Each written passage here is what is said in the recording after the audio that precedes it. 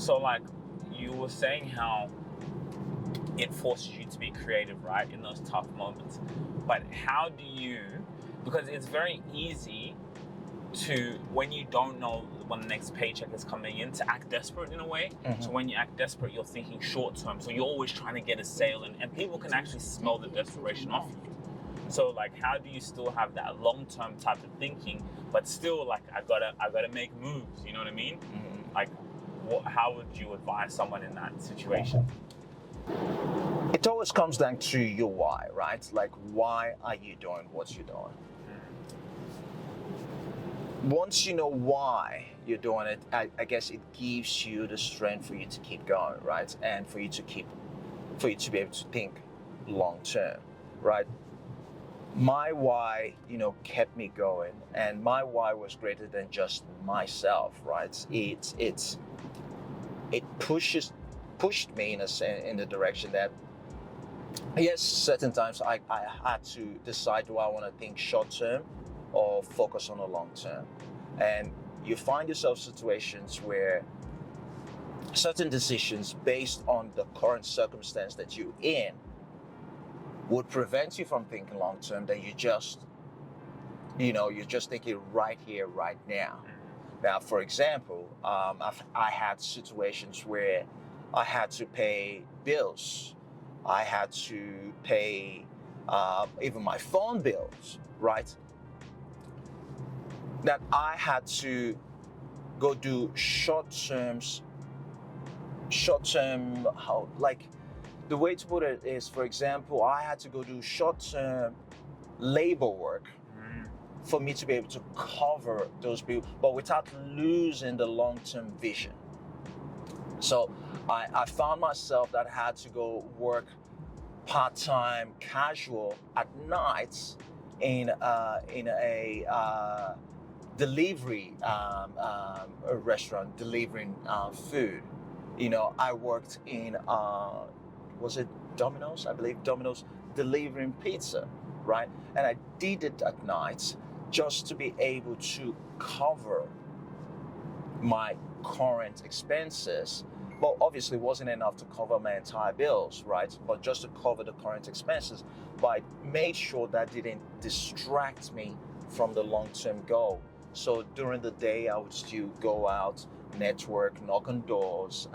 Back then it was really big on knocking on doors, looking for referral partners, and I would do all that with the hope that, when I knock on the door, tell them, give them my pitch and all that stuff, they would do business with me straight away. But unfortunately, that didn't happen. It took a while.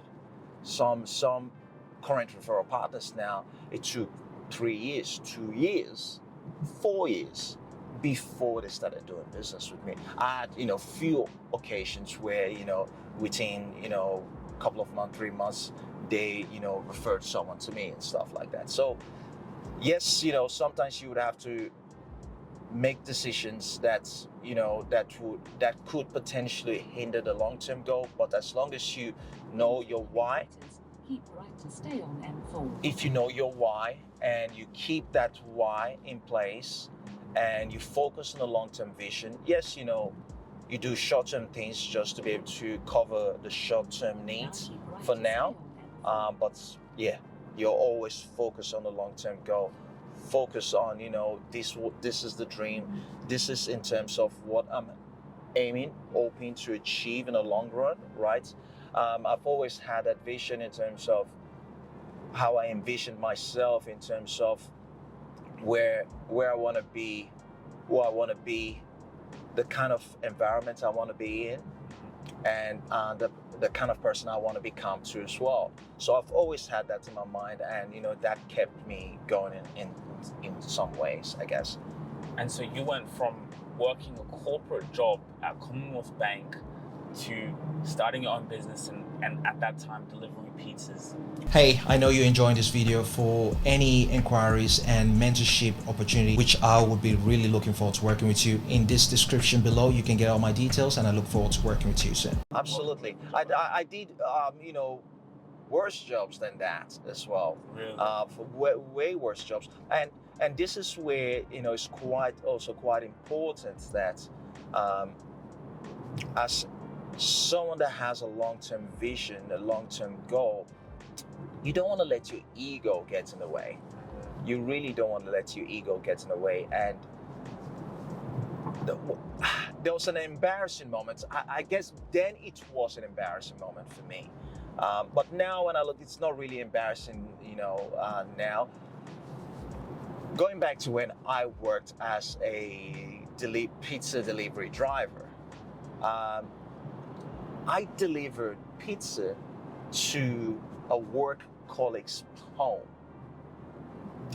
And it was so embarrassing. My ex-work colleague's home. It was so embarrassing. I didn't know where they lived. When you get the order, you've just got the address, and I went there, and he opened the door, and he looked at me and go, "Collins?"